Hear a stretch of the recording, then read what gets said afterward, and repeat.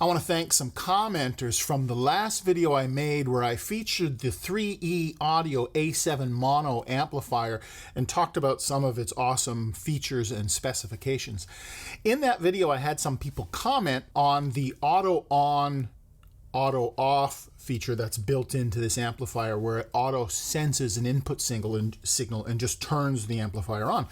And after a period of time of no input signal, it turns the amplifier automatically off. And personally, in my application, the way I use my system, that's absolutely ideal. I love that feature. I've had other amplifiers with it before. Of all the other auto on off features that are available, such as 12-volt trigger, and I think this is a really brilliant way of doing it. And I thank 3E for having that feature in the amplifier. However, some of the commenters, or at least one specific commenter, Douglas Blake, who's perhaps one of the smartest guys I know. He's commented on a few of my videos before, and he comes from decades of wisdom and experience in audio, and specifically in electronics. I really appreciate his perspective and his knowledge on electronics.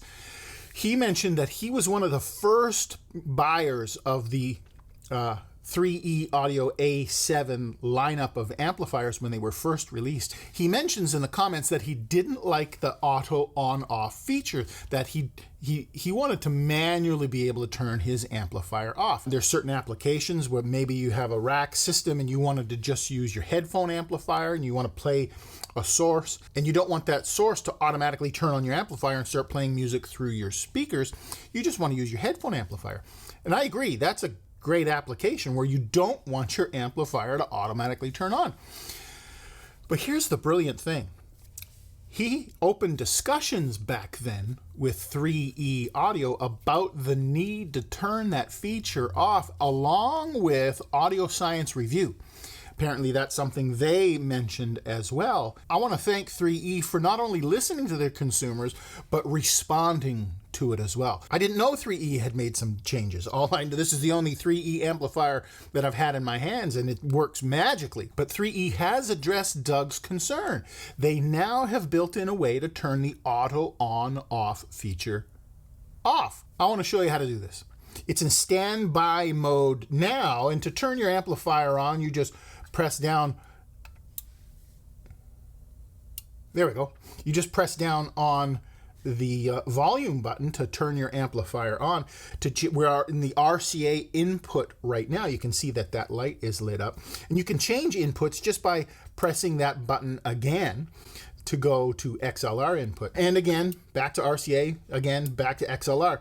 To turn off your amplifier or to put it into standby mode, you just hold down the volume button till it turns off, about 3 seconds.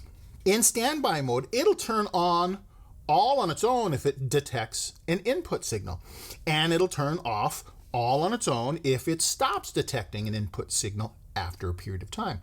But if you want that feature off, from standby mode, you press and hold down the volume button for about 5 seconds.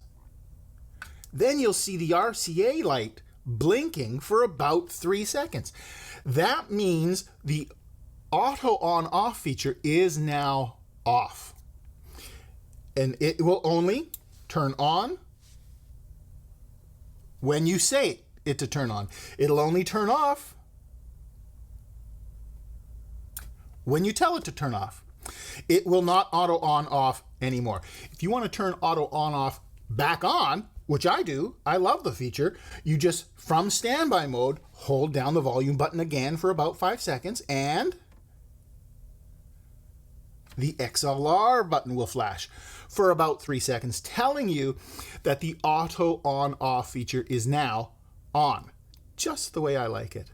Thank you, 3E, for listening to your customers and making a great product even better.